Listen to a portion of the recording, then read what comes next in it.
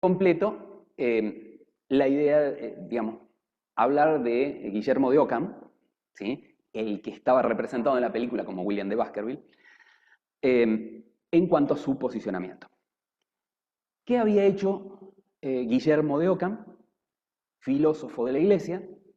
Bueno, dentro del estudio de la lógica de Aristóteles, él había planteado, así como unos dijeron, método de inducción, método de deducción, el método de la falsación de Grosseteste, que dice que si no se cumple C, luego no es verdad H. ¿Sí? C y H, porque está arriba en lo negrito. Si ocurre H, entonces ocurre C. O sea, esto es el método de falsación de Grosseteste. Estoy recordando lo de la vez pasada. Grosseteste, ¿qué dice? Bueno, sí, método inductivo, método deductivo, vas de lo particular de cada caso a una generalización. Una teoría general, vos decís, mira un caso particular, mira un caso particular, mira un caso particular. Teoría general, cada vez que ocurre A, ocurre el evento E. De lo general a lo particular. Como yo sé que cada vez que ocurre A, ocurre el evento E, entonces tomo un caso particular y sé que se va a cumplir. Deducción. Deduzco que si tiene vértebras va a ser mamífero. Método de deducción. Grosseteste le agrega esta cosa de, bueno, genial, si ocurre A, ocurre B, o si ocurre H, ocurre C, las letras que quieran, dice, bueno, genial, entonces, si ocurre que no es mamífero, o sea, si no ocurre la conclusión, es porque no partió de la premisa, no partió de H. Si no es mamífero, entonces no debe haber sido vertebrado. ¿Sí? Por eso se llama falsación, porque falsás la teoría encontrando que en el caso que no se cumple, no está la causa. ¿Sí? Podés afirmar, podés dar como verdadero que no está la causa. ¿Qué va a hacer Guillermo de Ockham? Guillermo de Ockham lo que dice es, método de la diferencia. Si yo encuentro que tiene un montón de variables y ocurre el caso, y encuentro en otro que tiene el mismo montón de variables salvo una, y no encuentro que se cumpla el fenómeno, o sea, que ocurra la consecuencia, evidentemente la causa de la consecuencia es lo que falta. ¿Sí? O sea, en este caso, cuando estaba C, ocurría. Cuando no está C, no ocurre. Luego, cuando está C, ocurre. ¿Sí? Se llama método de la diferencia porque vos lo que haces, en vez de encontrar lo que se repite, es encontrar lo que falta. ¿Sí? O la diferencia que hay entre los dos casos. La variable que es diferente en los dos casos que hace que ocurra o no ocurra. Esta pavada que vos decís, desde el punto de vista lógico, está todo bien, ¿qué tanto misterio? Esta pavada le llevó a Guillermo de Ockham el peligro de que lo mataran, que lo matara la propia iglesia. Lo juzgó la Santa Inquisición. Por eso es que hay un... Mirá, desde el punto de vista lógico, vos decís, es una afirmación lógica, ¿no? Tanto misterio no tiene. Ahora mirá las consecuencias. Ocurre un suceso. Por ejemplo,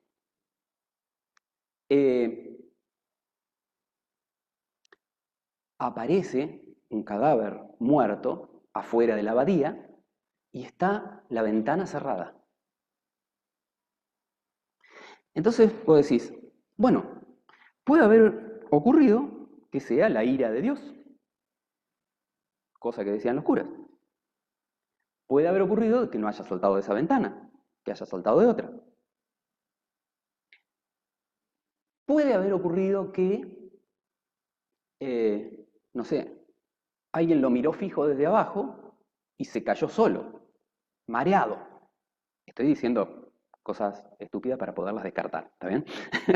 Entiendan mi plan. Entonces, ¿qué decía Guillermo de Ockham? Guillermo de Ockham decía, ¿y si en otro caso está la ira de Dios y la ventana cerrada? ¿También se va a caer? Ponés a otra persona atrás de la ventana cerrada y no se cae. La pones a esa otra persona con alguien que la mire fijo de abajo y tampoco se cae. Ahora, la pones a la persona saltando desde la otra ventana y se cae. Entonces, ¿qué es lo que decía? Ah, bueno, si falta ese caso, el de saltar de la ventana, no ocurre el incidente. Es solamente la variable saltar o no saltar de la ventana la que produce el incidente. Por lo tanto, no se lo tenés que atribuir a las otras cosas. No se lo tenés que atribuir a la ira de Dios ni a que alguien te mire fijo.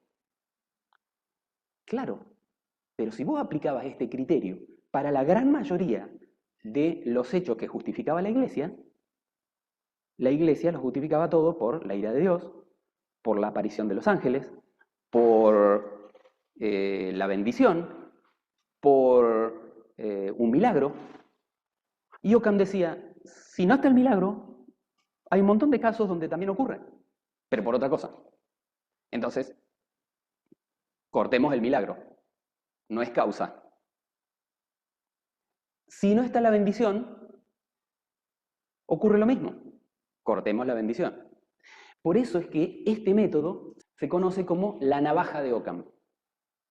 ¿Sí? El método de la navaja de Occam. ¿Por qué? Porque queda como interpretación para la historia todas las variables que, estando o no estando, no cambian el suceso, las podés cortar, las podés sacar. Y es lo que nos llega a nuestro método científico actual, que es el de simplificación de las variables. Toda variable que no interviene en el fenómeno que estoy estudiando, la saco. No la miro, no me interesa. ¿Por qué? Porque no es causante. Entonces, vas a escuchar muchas veces dentro de los trabajos de investigación de ciencias naturales que te dicen hay que aplicar navaja de Occam. ¿Sí? Si no lo han escuchado... ¿Eh? Claro, bueno. En general, todas las ciencias hacen ese chiste de decir, bueno, variable que vos ves que no influye o que influye tan ínfimamente que la podés obviar, navaja de Occam. ¿Sí? ¿Y te quedás con cuál? Con la que si está, aparece el fenómeno y si no está, no aparece el fenómeno. ¿Está bien? De vuelta. No es una mirada holística, pero nosotros no tenemos nada de mirada holística dentro de las ciencias duras. ¿Sí? Por ahí se lo podés pedir en algunos casos a la gente humana.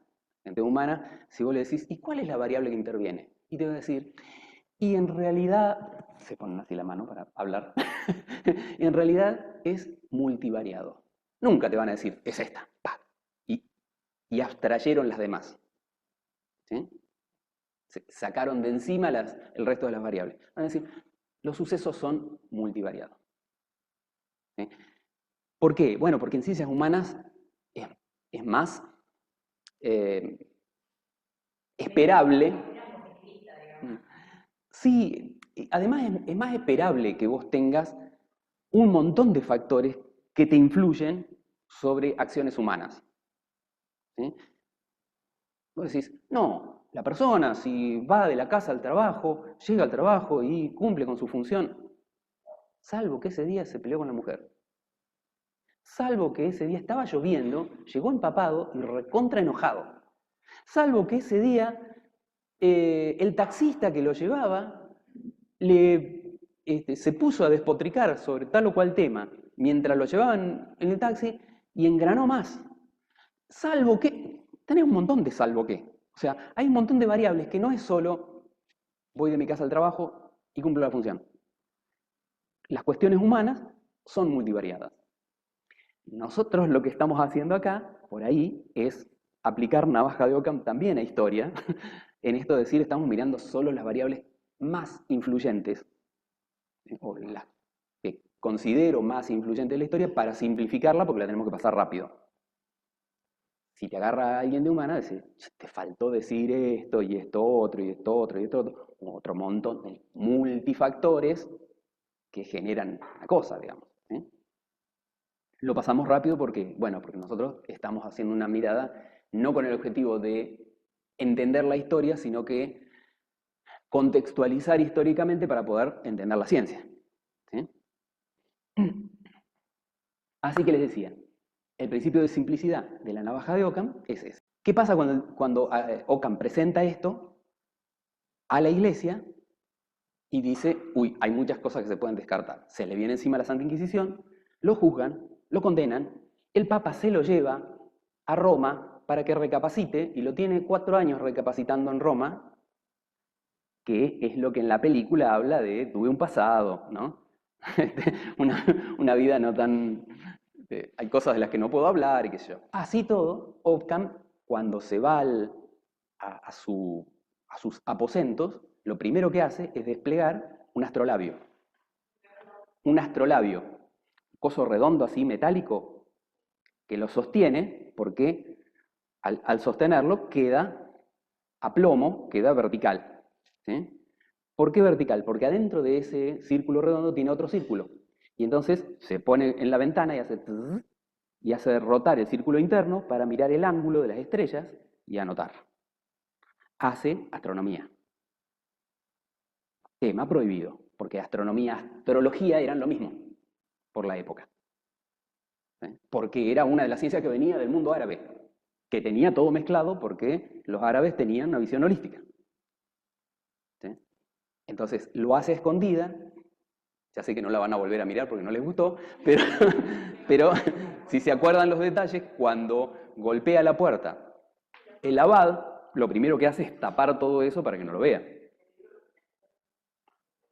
El libro del nombre de la rosa, sí, sí, sí, sí, lo cuelgo. Otra de las cosas que le colgué en Edad Media es el concepto Rosacruz del Cosmos. De vuelta a la rosa, dando vuelta ahí, no es casual. Concepto Rosacruz del Cosmos, que es un compendio que hicieron los seguidores de la orden religiosa de los Rosacrucen, que es, digamos, la versión cientificista que quedó de la masonería, digamos, el apoyo teórico de la ciencia masónica, que es esa mezcla de lo árabe y todo lo demás, pero escrita por el 1900. O sea, un compendio, una recopilación, porque los Rosacruces siguen activos. O sea, vos hoy podés llenar por internet una fichita para hacerte Rosacruz y te mandan a leer ese libro y después empezás a tener contacto con gente de los Rosacruz y yo a estudiar ciencias ocultas, cristianas. ¿Qué es eso? Y si sos masón, también podés entrar en una página web, hacerte masón, te van a visitar 3 masones para entrevistarte a ver si sos digno, y entrás como aprendiz. Y podés ir a las reuniones, pero estar callado. Y las reuniones generales, no las reuniones de órdenes más chicas privadas donde se cocinan otras cosas. Y te van a mandar a leer Concepto Rosacruz del Cosmos, ese que les colgué.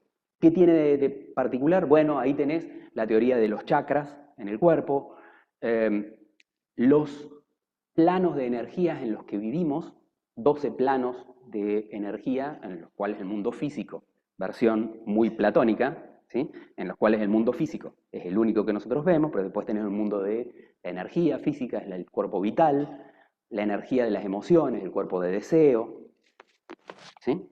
Hasta el cuerpo, hasta el plano de Dios. Hay toda una fusión de la ciencia, por un lado, la ciencia que se hace acá, que no se mete en esos temas, porque vos decís, eso viene todo de, bueno, no haces esto, pero también, viene todo de una mirada muy de fe, muy de no probar nada y qué sé yo cuánto.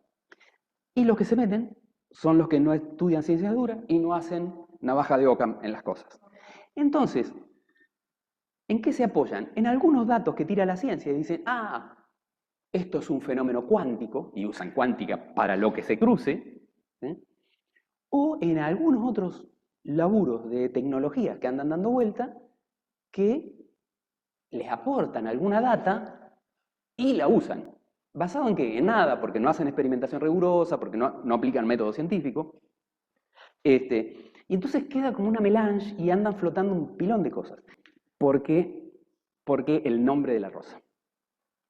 Guillermo de Ockham,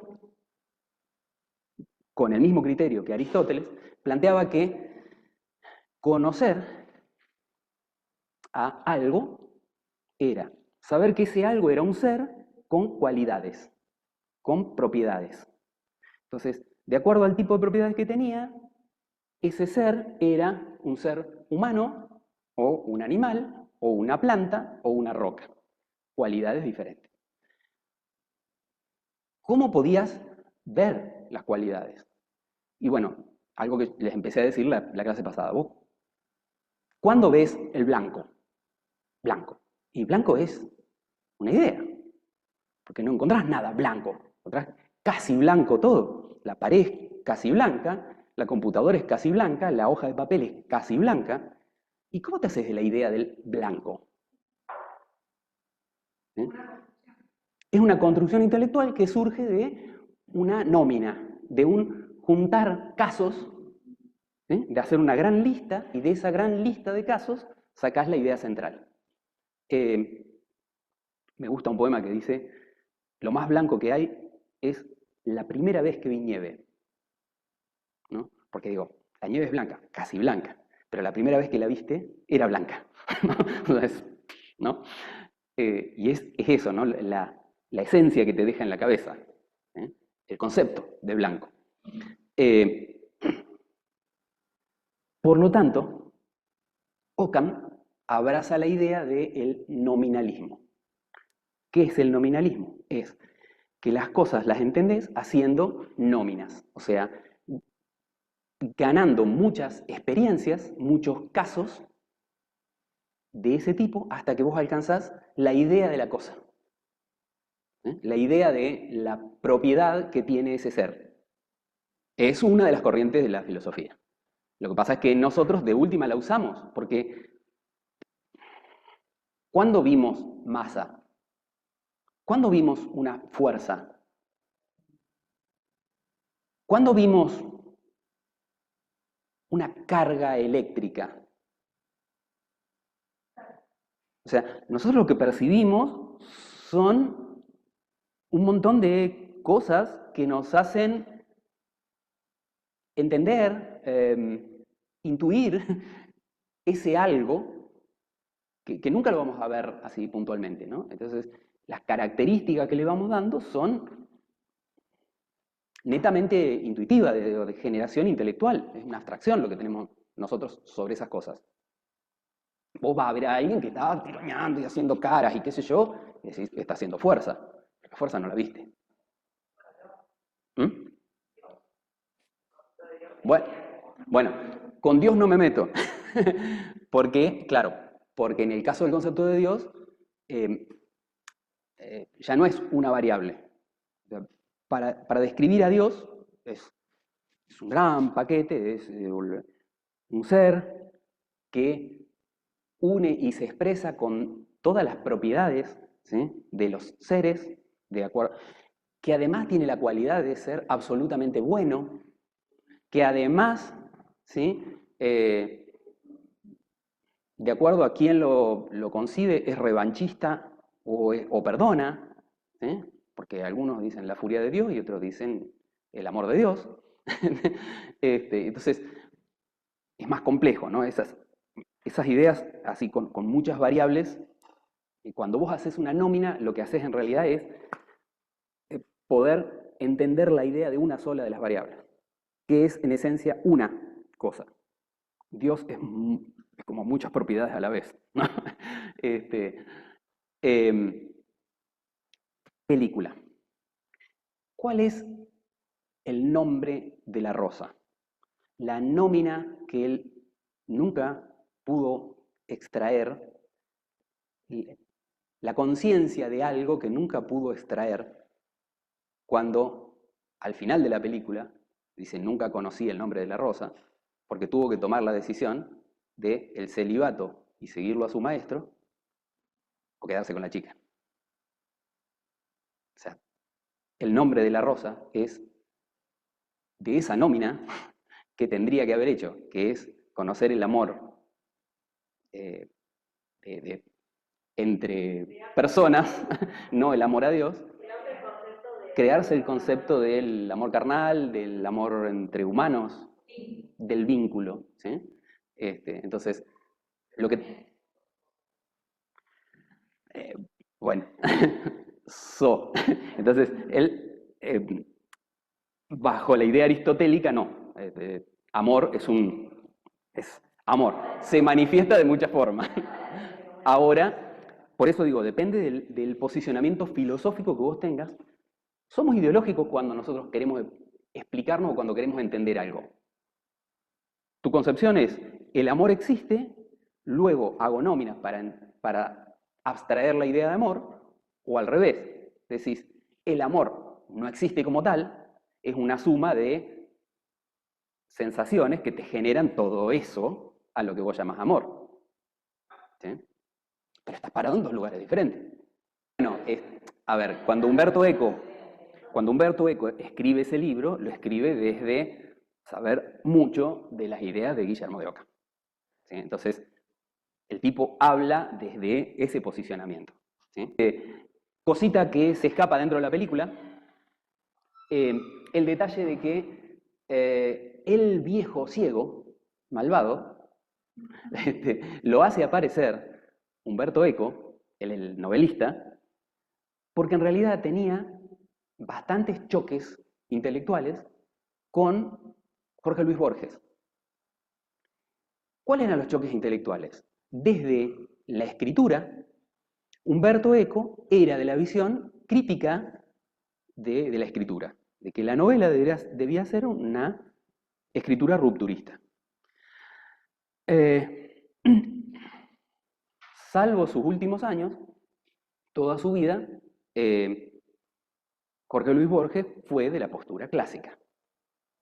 ¿Sí? Por eso lo asocia con esto de la patrística, ¿no? Lo asemeja como que es patrístico contra un Ockham escolástico. ¿Sí? Y lo pone ahí porque en ese momento es cuando Jorge Luis Borges, cuando él escribe, es cuando Jorge Luis Borges lo nombran director de la Biblioteca Nacional Argentina.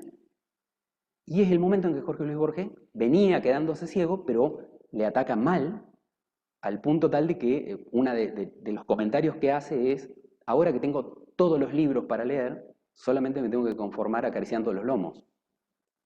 No puedo leer ninguno. Así que, digo, está minado de un montón de cosas, como todos los grandes escritores, ¿no? Que vos seguís una línea de la historia, pero además tiene 1000 cositas ahí adentro. Bueno, en el medio de eso, los que hacían ciencias ocultas, o sea, los que no estaban metidos con la iglesia, o los que trataban de probar por otro lado, tomar algo de información de lo que venía del mundo árabe, hacían otras cosas. Del mundo árabe, ¿qué venía? Y venía esta cosa de la astrología relacionada con todo, holística. Y entonces, por ejemplo, los que hacían medicina sabían que cada órgano del cuerpo estaba relacionado con un signo del zodíaco. Sabían que, como Pietro Dávano, sabían que los medicamentos solo se pueden dar cuando la luna está atemperada, que es, digamos, cuando empieza a bajar de luna llena a luna nueva, en menguante. ¿Sí? Que los purgantes, si uno toma purgantes cuando la luna está en conjunción con Júpiter, sus efectos disminuirán. O sea, Luna y Júpiter en la misma línea mirada de la Tierra, el purgante no funciona. Ese tipo de ciencia obviamente no las enseñaban en las universidades. ¿Qué le pasaba a gente como este? Bueno, 2 juicios por herejía y por necromancia, porque hacía disección de cadáveres, o sea, los cortaba para ver qué les pasaba, qué tenían adentro, poderlos estudiar. Bueno, ¿cómo ibas a diseccionar un cadáver que era el cuerpo que se iba a tener que llevar ese hombre que había sido bautizado cuando resucitara en la segunda venida de Jesús? Entonces, Claro, diseccionaban personas para poder estudiar, para estudiar medicina. Lo siguen haciendo los médicos. Así que lo mandan a la cárcel, se muere misteriosamente en la cárcel e intentan quemar su cadáver, aleccionadoramente. Los amigos, claro, no, para que no resucite. quemarlo para que no resucite. Le matás el cuerpo, le matás el cuerpo. Quemás el cuerpo, no tiene cuerpo en el cual resucitar el alma. Versión aristotélica, cuerpo y alma una sola cosa. ¿Sí? Es el modelo. Los amigos que hicieron, pagaron a algún guardacárcel, qué sé yo, el cuerpo desapareció, nunca más se supo, lo enterraron en algún lugar para salvar el cuerpo. Porque todos eran de alguna forma creyentes. No es que renegaban de Dios, lo que pasa es que ponían en duda alguna de las enseñanzas que andaban dando vuelta. O sea, se ponían a estudiar un poco más y se preguntaban cosas. El problema siempre es ese. O sea, vos tenés una ciencia de época, paradigmática, ¿no? El paradigma de época, y si te preguntás cosas por fuera del paradigma, y sos el loquito, la vas a pasar mal, digamos, no vas a ser bien visto, porque estás pensando cosas raras.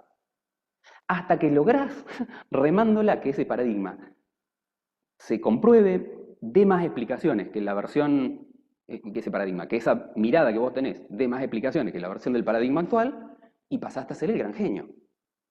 En el medio de todo eso, si no lograste dar las explicaciones, te moriste como el loquito. Ese es el riesgo del que se escapa del modelo. O sea, si Einstein hubiera pensado lo que pensó, pero no hubiera llegado a simplificar los términos y encontrar la ecuación, era un loquito que perdió el tiempo. Pensando en que el tiempo y el espacio son coordenadas estirables. ¡Qué pavada! El tiempo como vector, ¿a quién se le ocurre?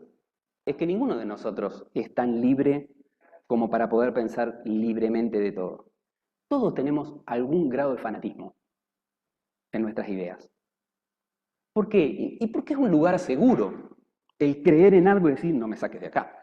O sea, yo quiero llegar a abrir la puerta de mi casa y decir, sí, ahí está la cama. ¡Pah! Y me tiro, ¿no? Que no me cambien el lugar de la cama.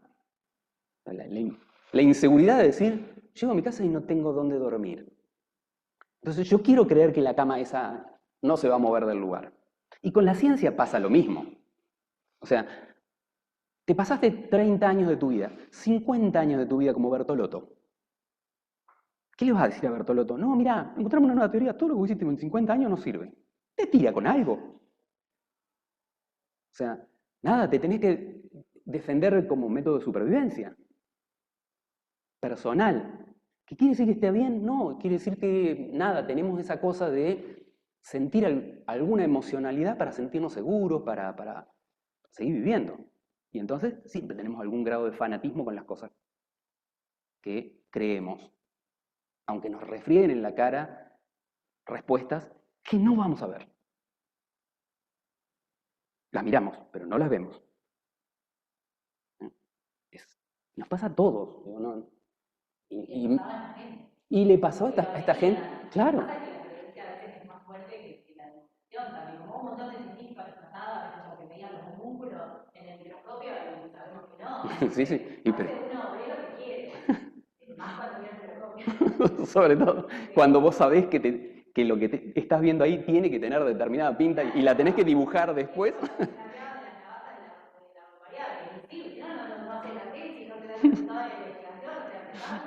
Y cuando haces un experimentito en física, acomodás los números para que la tendencia sea lo que vos estás esperando. Bueno, claro, lo haces entrar en el margen de error. Bueno, en el medio de eso, por el 1200, vienen junto con los árabes los números indo-arábigos. Números indo-arábigos. ¿Por qué? Porque los árabes, indo de hindú, ¿sí? Indo-arábigos. ¿Por qué indo-arábigos? Porque los árabes se habían encargado de recopilar una forma de numeración que estaban usando los hindúes, que con esta visión holística, con los números trataban de expresar a Dios. Y les faltaba, por aquella época, mucho más a los europeos, pero a los árabes y a los hindúes que estaban tratando de entender a Dios a través de los números, de la ciencia, le faltaba cómo expresar la santidad.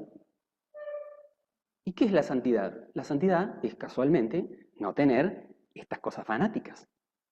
Es alcanzar la neutralidad plena de poder pensar libremente cualquier cosa, de estar absolutamente libre.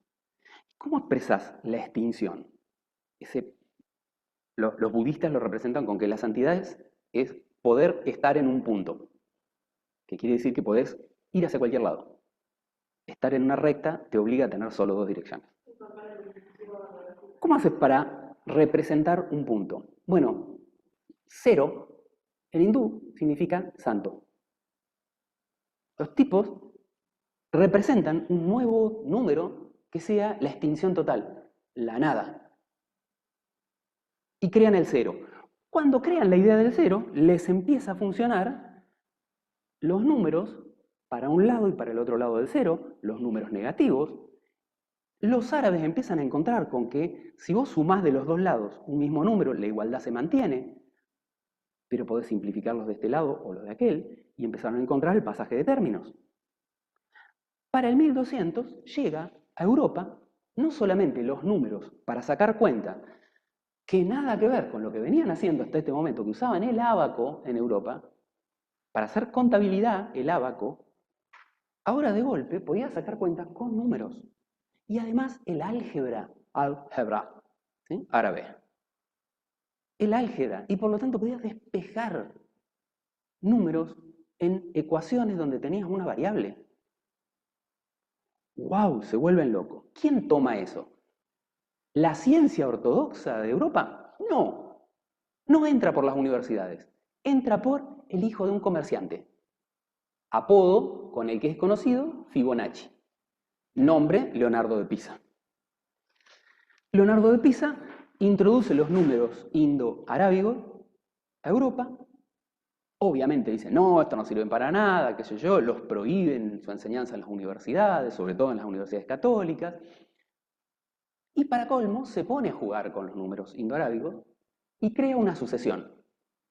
Una sucesión Fibonacci, Leonardo de Pisa, conocida como la sucesión de Fibonacci. ¿Sí? Sucesión tonta, si querés. Agarra el 0 y el 1 y dice, bueno, el número siguiente va a ser la suma de los dos anteriores, o sea, de el 0 y el 1. 1. El número siguiente va a ser la suma de los dos anteriores, 1 y 1, 2. El número siguiente va a ser la suma de los dos anteriores, 2 y 1, 3. El número siguiente va a ser la suma de los dos anteriores, 2 y 3, 5. ¿Sí? Cuando lo representas gráficamente, el 0, el 1, el 1, el 2, el 3, el 4, el 5, el 8, empezás a encontrarte con que describe un caracol. O los pétalos de una hoja de una planta de aloe. O la cantidad de granos de girasol en una torta, digamos, en la cabeza de un girasol. O la forma que describe un tornado. O la cantidad de hojas que van creciendo en una rama a medida que se va desarrollando. ¡Pam! Entonces dice, wow, encontramos la secuencia con la que Dios creó las cosas. Mística. La religión que dice, sacrílego.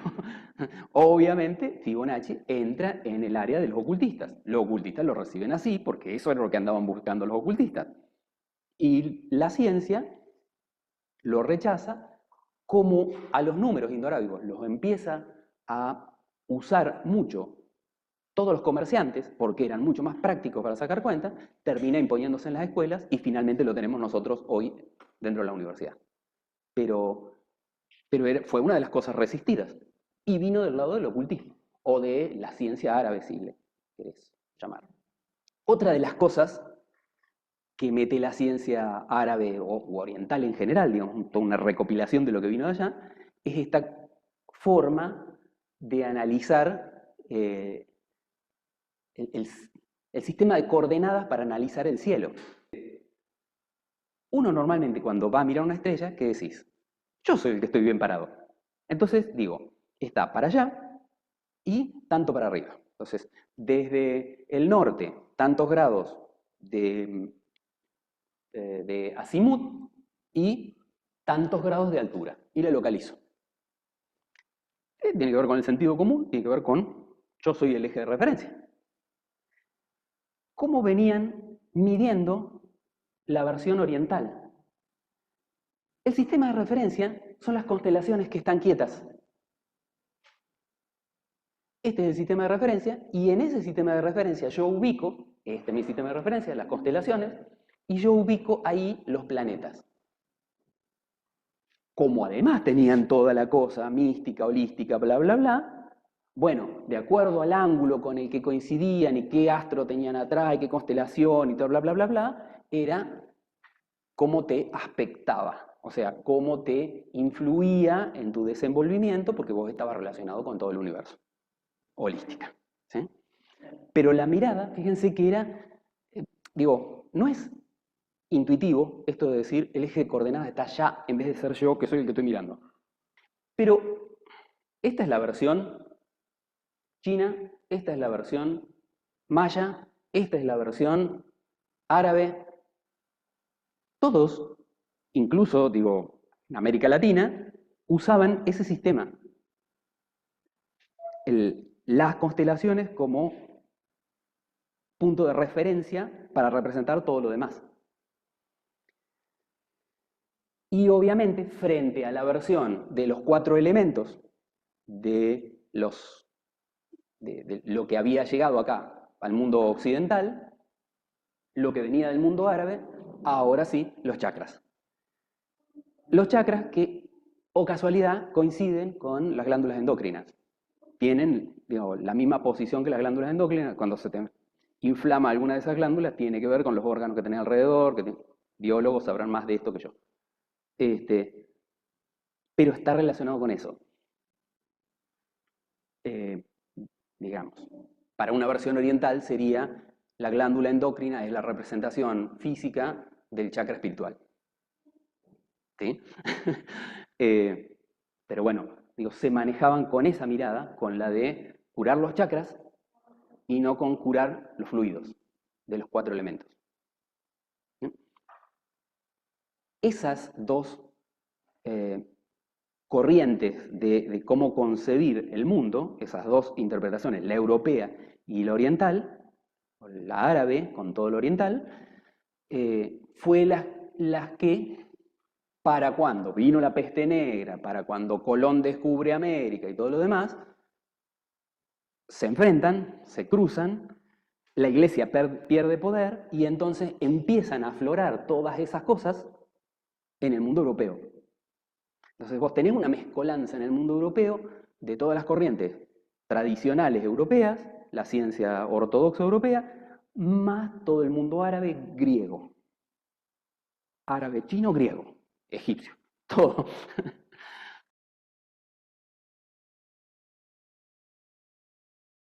¿Cuál es la idea? Rapidita. Llegamos hasta el momento en que Colón descubre América. ¿Qué es esto?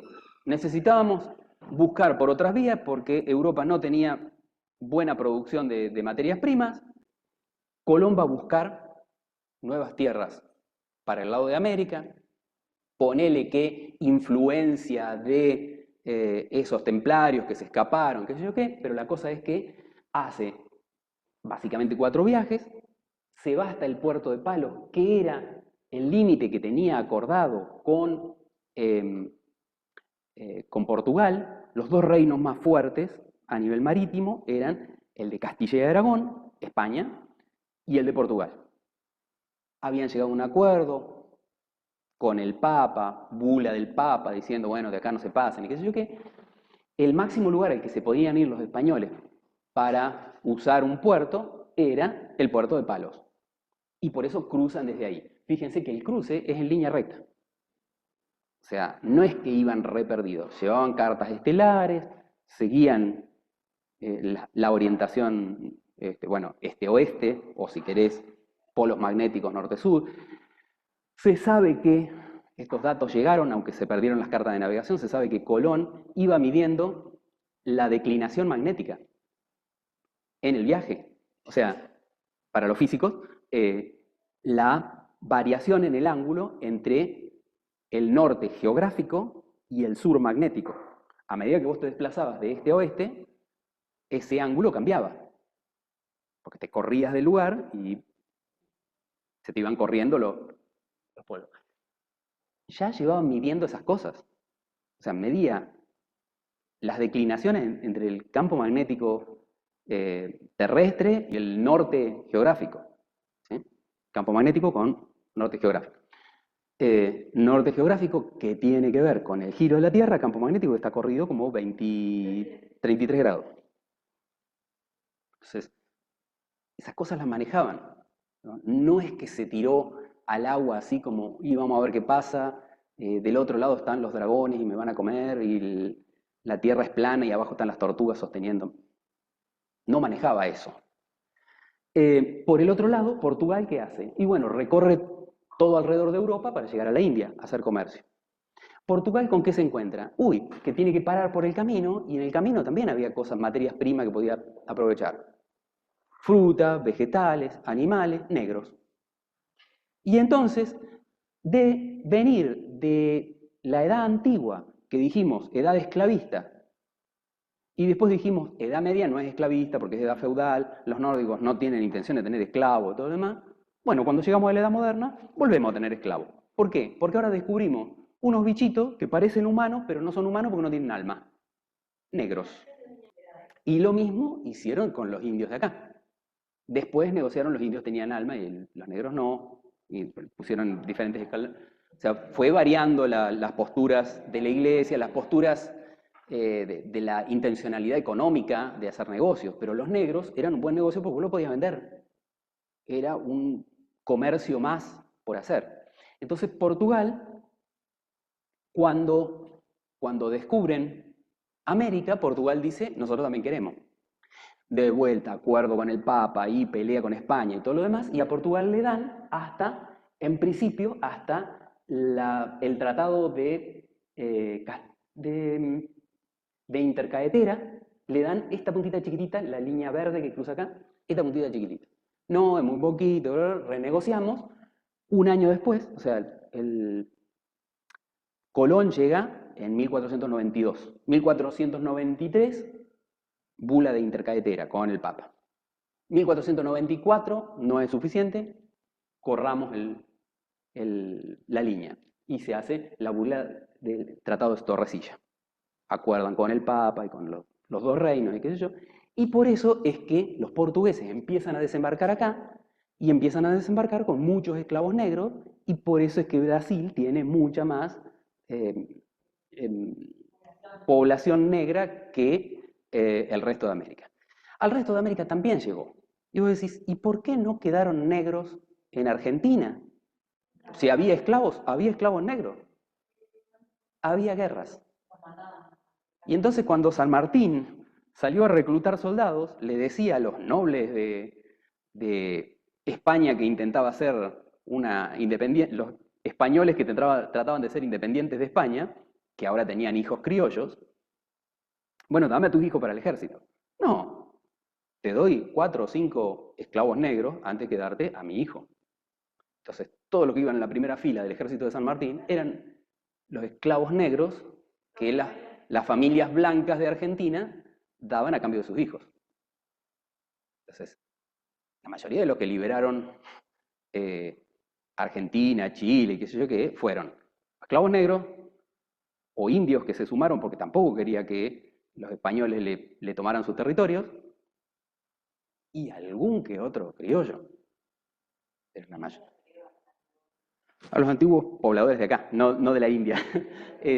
Sí, ab origen, los que estaban desde el origen. Bueno, y ahora todas las clases sociales que nosotros veníamos teniendo en Europa, ¿sí? Los reyes, el clérigo, los nobles, el caballero, artesanos, de todo esto, lo que cambió fue que los comerciantes y los burgueses, o sea, los comerciantes, los banqueros y los prestamistas, subieron de categoría y se pasaron acá, a hablar directamente con el rey. Pero en América teníamos otra escalita más. Porque en América, ¿quiénes estaban? Y los españoles que habían llegado, que no eran de tan alta alcurnia, habían llegado a conseguir fama y fortuna. Los hijos de los españoles que habían nacido ahí, que ya no eran españoles, eran criollos. Los mestizos, que eran las mezclas de los españoles y los criollos con lo que encontraste, ¿sí? Entonces tenías mestizos, mulatos, zambos, que son, no los puse por acá, bueno, son mezcla con indio, con negro, mezcla de indio con negro, ¿sí? El zambo. Después, en una escala más baja, en general de sirvientes, estaban los indios. Y una escala mucho más baja, esclavos, los negros.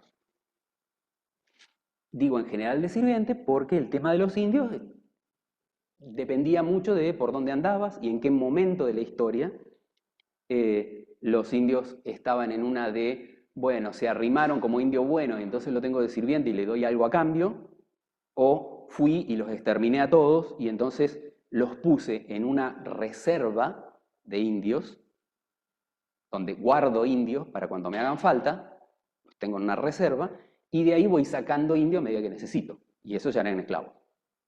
¿Sí? No nos detenemos en estas cositas, digo, porque depende de cada zona, de cada momento, de cómo pintó la situación, hay diferentes cambios. Lo cierto es que, por ese momento, los españoles vinieron con curas misioneros. Y los curas misioneros, que pararon en general en la colonia del Alto Perú, empezaron a tratar de evangelizar a los indios. Remontaron por los ríos y terminaron apareciendo en lo que ahora se llama misiones. ¿Sí? Los curas misioneros jesuitas son los que hoy nos dejaron las misiones jesuíticas. Lugares que construyeron con los indios donde se hizo la primera ciencia en América. Porque los jesuitas eran muy estudiosos. Todos los indios que estaban en las misiones jesuíticas estaban alfabetizados y hacían ciencia. Los primeros telescopios de América los hicieron entre los jesuitas y los indios, que fundieron el vidrio e hicieron las lentes. Los primeros tratados de astronomía americana los hicieron ahí, porque hasta ese momento nosotros toda nuestra astronomía estaba referenciada a las estrellas miradas desde el cielo, básicamente egipcio. ¿Sí? O egipcio-griego, ahí, digamos, aquella puntita del Mediterráneo. Desde este lado no había nada de mapas celestes. Bueno, los primeros mapas celestes se hicieron ahí. La primera imprenta de tipos gráficos de América la hicieron los indios. Y era tan buena la primera imprenta que se hizo ahí, digo, en medio de la selva, no sé si han recorrido esa zona, pero es selva, muy tupida. Bueno, en el medio de la nada, esa imprenta, después, cuando salen a limpiarlos a todos, a matar a todos los indios y a correr a los jesuitas, se la llevan para Buenos Aires. Y esa imprenta es la que después se usa para imprimir las tarjetas de invitación para el Cabildo Abierto. En teoría, ellos iban a formar una reserva de indios para cuando necesitaran. Pero ellos eran cristianos. Eran cristianos, porque habían venido los papas misioneros que los habían cristianizado. Claro, sí. Venían de la zona vinieron de España, se instalaron en Perú. ¿Cuál es el detalle? Ahora vos tenías un grupo ahí, muy alfabetizado, muy estudioso, con normas culturales. O sea, no eran, los tengo a todos amontonados en una jaulita. Se manejaban con otros códigos.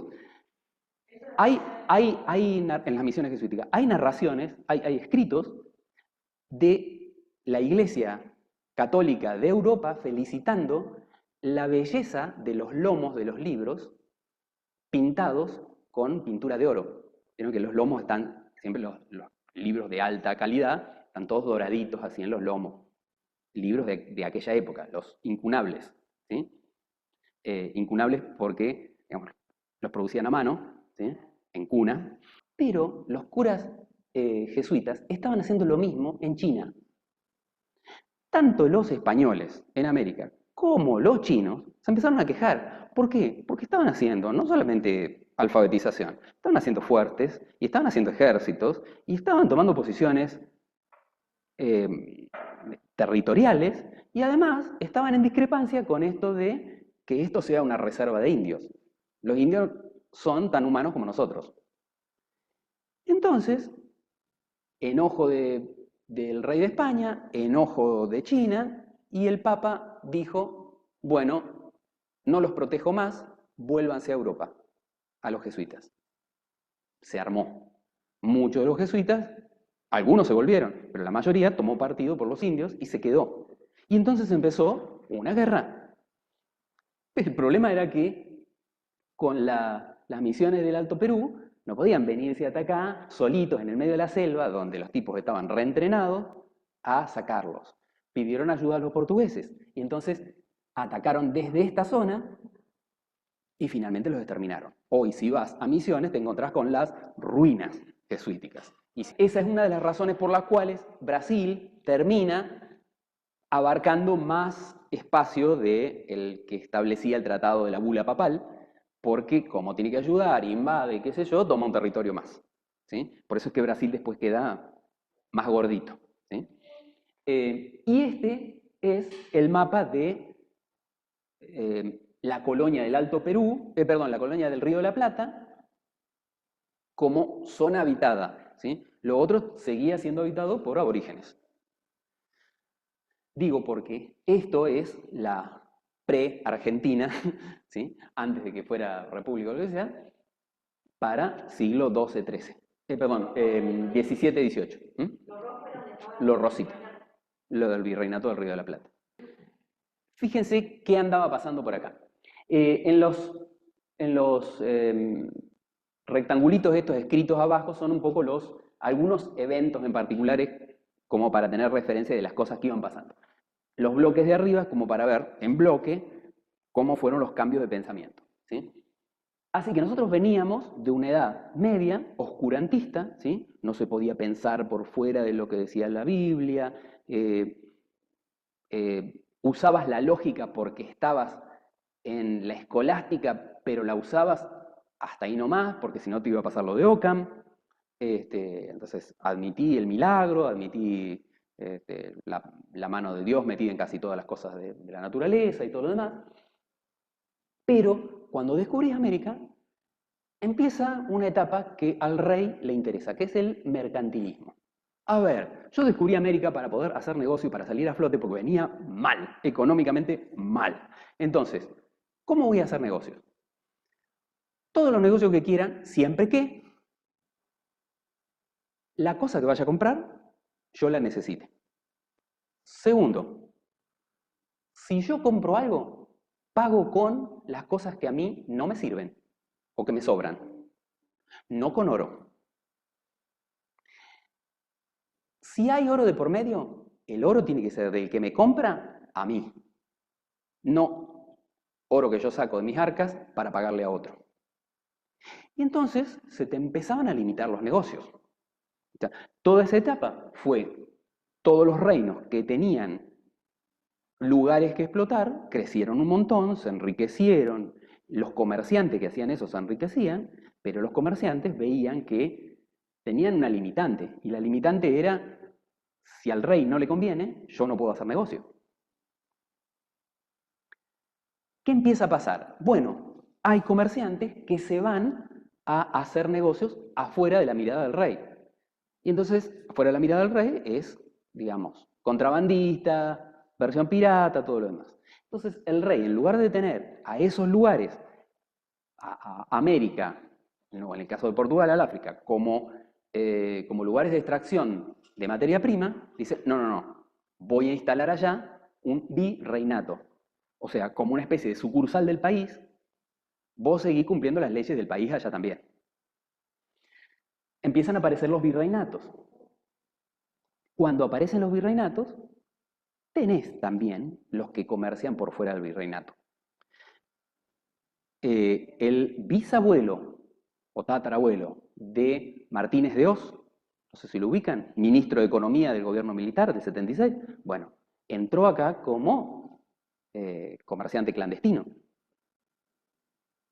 Su hijo compró muchas tierras y entonces decide organizar a todos los terratenientes que andaban dando vuelta y arman la sociedad rural. 2 hijos después, o sea, el nieto de ese, Martínez de Oz, se reúne con economistas y decide hacer un buen negocio, sumarse al golpe de Estado. ese Martínez de Oz, el que reúne a todos los economistas argentinos de derecha en Tucumán, en la azucarera de Tucumán, no me acuerdo cómo se llama, Ledesma, y ahí deciden que van a apoyar estratégicamente como mano civil del golpe militar, que van a apoyar a los militares. Pero bueno, ¿hasta dónde va a durar esto? Va a durar hasta cerca del 1800. Añitos antes, añitos después, de acuerdo al lugar. ¿Por qué se acaba esta onda de los virreinatos? ¿Por qué nos sacamos de encima a los reyes y generamos revoluciones republicanas? ¿Por qué fabricamos repúblicas? Bueno, porque a los comerciantes no les convenía esta versión de solo puedo comerciar lo que a vos te interese. Entonces, ¿qué busco? Y busco un libre comercio, un liberalismo comercial. Ahí es donde arranca el modelo liberal como organización de negocio y de Estado. Y entonces se impulsa desde la burguesía todas las revoluciones, la Revolución Francesa, la Revolución Norteamericana, la Revolución Mexicana, la Revolución de Mayo, todas para generar una forma de gobierno donde el rey no siga estando como el que toma las decisiones comerciales.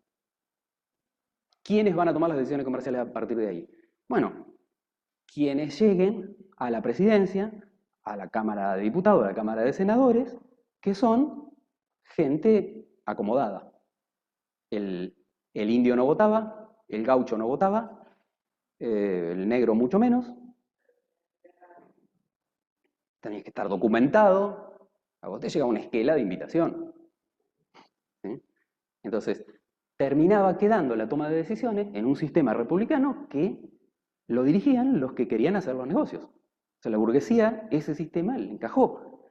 Después, ese modelo de república fue teniendo cambio, no sin luchas y todo lo demás, pero, digamos, alcanzar derechos y nada. Desde el 1800 para acá venimos renegando con todo eso.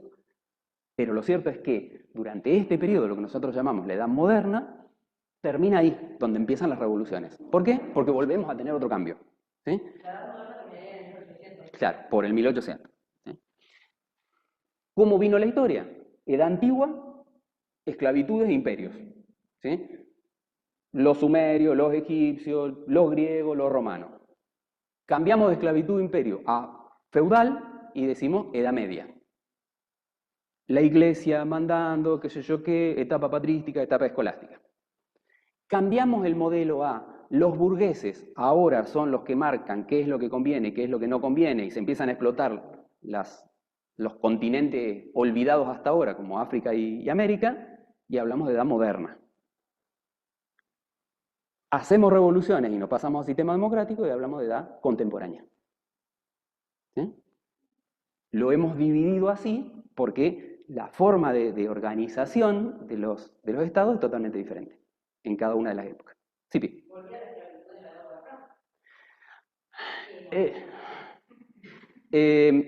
Tenemos un cachito, un periodo en el que volvimos al bueno, a ver, en la Edad Moderna se vuelve a la esclavitud con los negros.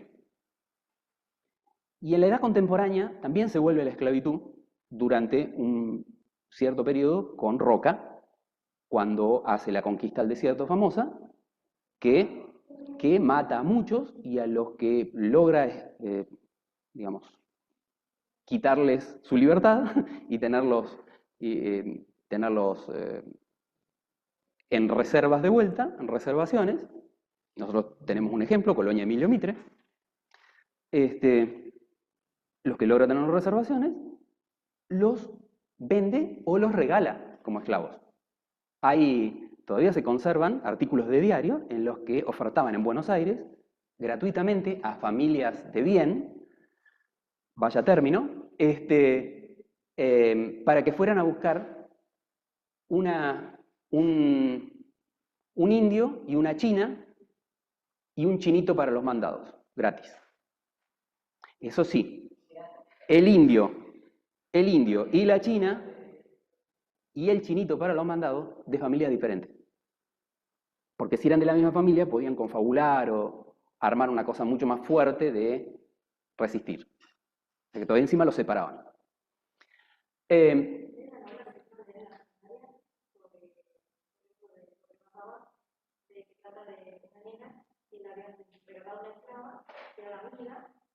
y en un momento la esclava esta como que la entrega y la niña llora y primero no entiende. Y eso digamos, como que es el valor que tenía que tenía una esclava. o sea, podía ser reemplazada por la enseñanza de la Sí, y eran un poco los valores de la época. O sea, si vos tenías algo que lo considerabas igual que un perrito, bueno, llorabas unos días. Después te regalaban otro perrito. Un poco eso. Digo, y tiene que ver con esta cosa de con qué entorno nos educamos. Digo, nuestro cerebro graba formas de pensar. Cuando vos empezaste a usar mucho una forma de pensar, se te naturaliza, no chequeas más, no pones en duda más nada y pasa a ser parte de lo correcto, lo normal, lo incuestionable. ¿Sí? Entonces, yo pocas veces lo logro, pero muchas veces me encuentro en esta cosa de darme cuenta de lo tarado que soy con mis preconceptos, mi mirada del mundo. Nada, porque nací acá, porque me criaron así, porque en ningún momento fui lo suficientemente rebelde como para cuestionármelo. Y se clavó el programita dando vuelta ahí y sonaste. Ahora desarmarlo es esto de construirse, ¿no? Que se habla mucho. Es dificilísimo de construirse. Si vos tenés una normalización dentro de tu cerebro, te tienen que estar pegando todos los días para que reacciones y digas, bueno, para pensar de otra forma. Porque ya lo normalizaste.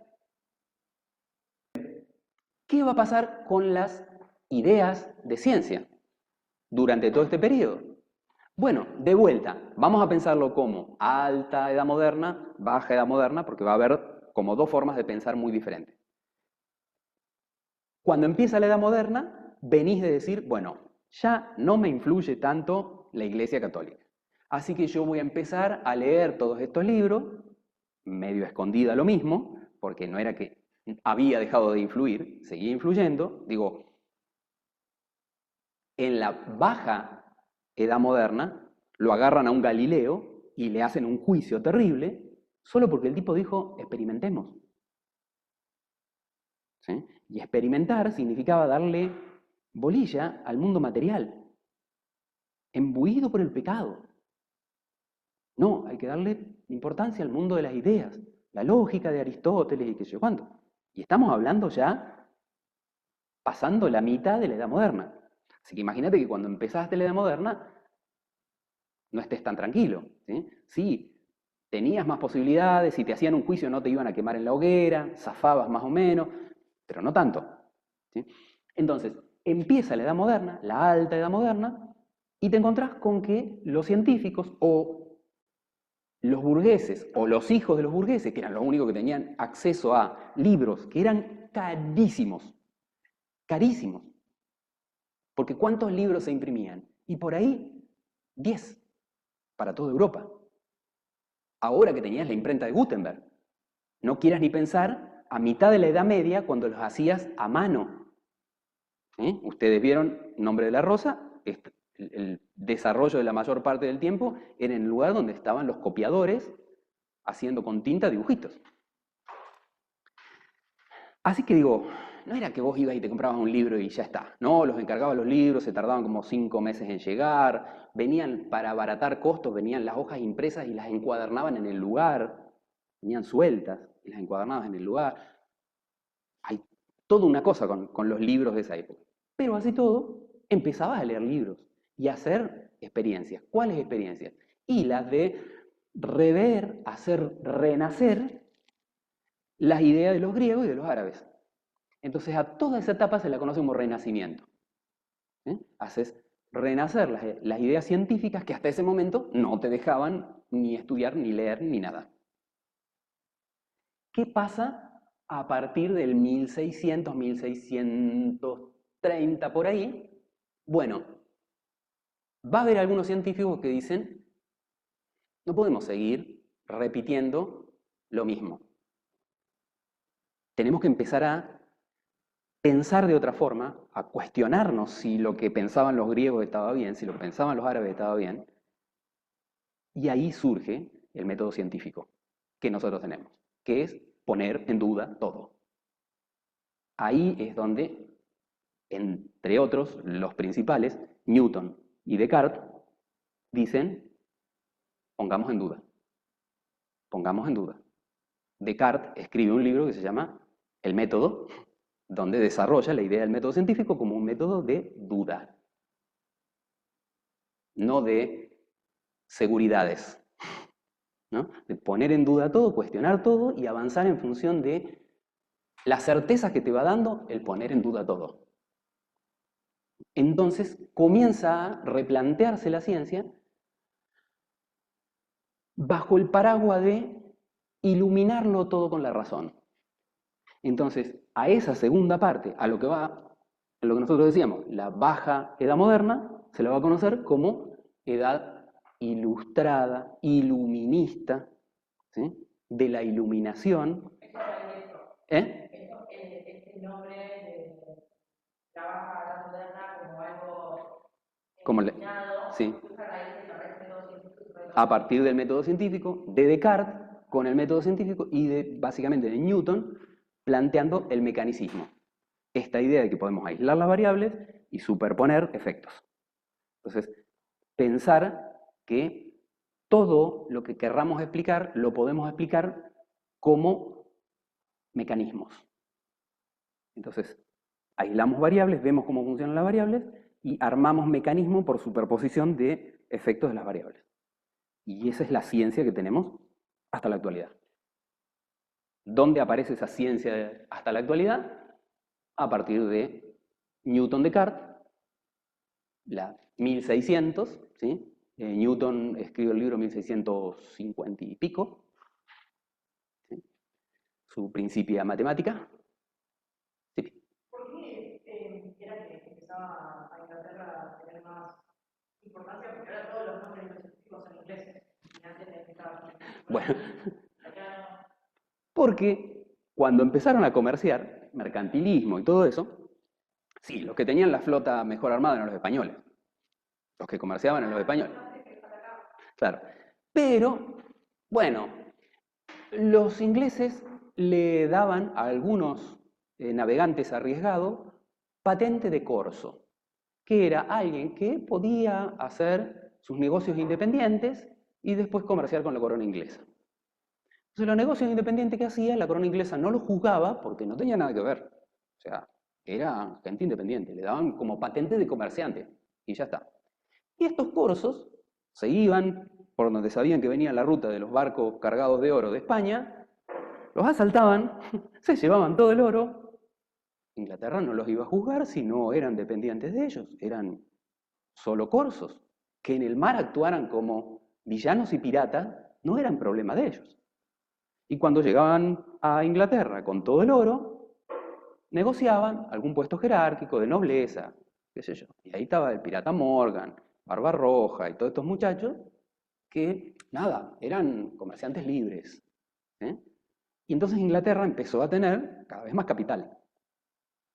Y fue mutando el poder de España al poder de Inglaterra. Ahí fue donde, lo que le contaba yo la vez pasada, el rey de Inglaterra dice, yo me quiero divorciar de la hija de Isabel I de España, quiero sacarme de encima la iglesia. ¿No? ¿Por qué? Y bueno, porque el tipo había encontrado una forma de hacer el negocio, de quedarse con todo el oro sin laburar demasiado y de convertirse en potencia.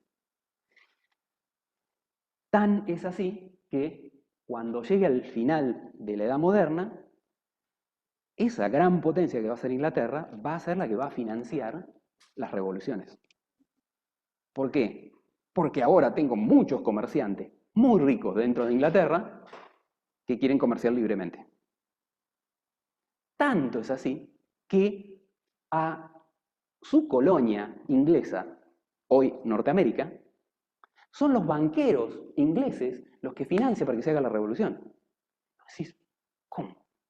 ¿Inglaterra financiando para que se haga la revolución? No, los banqueros financiando. Me importa un pepino el rey de Inglaterra. Yo lo que quiero es hacer negocios allá. Es más, ni bien consigo que allá sea una república, me mudo y hago negocio allá. Entonces, Norteamérica empieza rápidamente a adquirir mucha importancia, básicamente porque muchos de los capitales que estaban en Inglaterra empiezan a mudarse, o a tener dos patas, una en Inglaterra y otra en Norteamérica. En un lado jugaban con libre comercio, en el otro jugaban de amigos del rey. Pero bueno, fue todo esos enroques que hacen los que tienen plata o los que la roban de otro lado, ¿no? En algún momento, cuando Atahualpa Yupanqui estaba en el exilio, ¿no? Dictadura, en Francia, allá los argentinos organizaban actividades así para recaudar fondos, y cuentan, no sé si no contaba Jairo, dice que en un momento se le acerca una tipa de mucha guita y dice, yo dice, quiero donar no sé cuántas hectáreas dice, a la causa. Y Atahualpa Yupanqui, que era áspero, era insufrible, le dice, ¿usted va a donar o a devolver? En esto de que, ¿de dónde le salió los territorios el que tienen en Argentina? Bueno, digo, un poco este es el marco de digamos, marco social político de la historia durante la Edad Moderna. Pero bueno, en este marco es donde se van a desarrollar los científicos, que vamos a mirar en la próxima clase. Vamos a ver, los científicos durante la etapa del Renacimiento, que van a hacer esto de hacer reflotar las ideas de los griegos, de los árabes, de los egipcios, todo lo que andaba dando vuelta por ahí. Y una segunda etapa, los científicos diciendo, basta de repetir como el loro las ideas viejas, cuestionemos todo. Definamos qué es hacer ciencia, qué es saber de algo.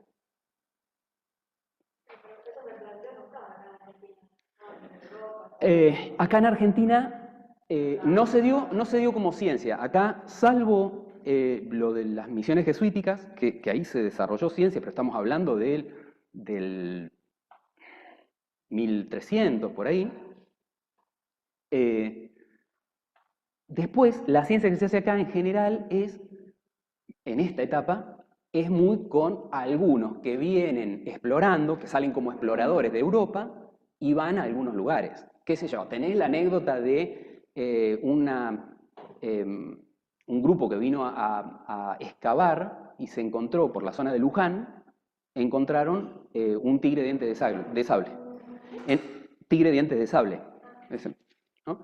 Le mandan el esqueleto al rey de España. ¿Qué dice el rey de España? Mucho antes de que existiera Susana Jiménez, ¿sí? Le dice, mándame uno vivo.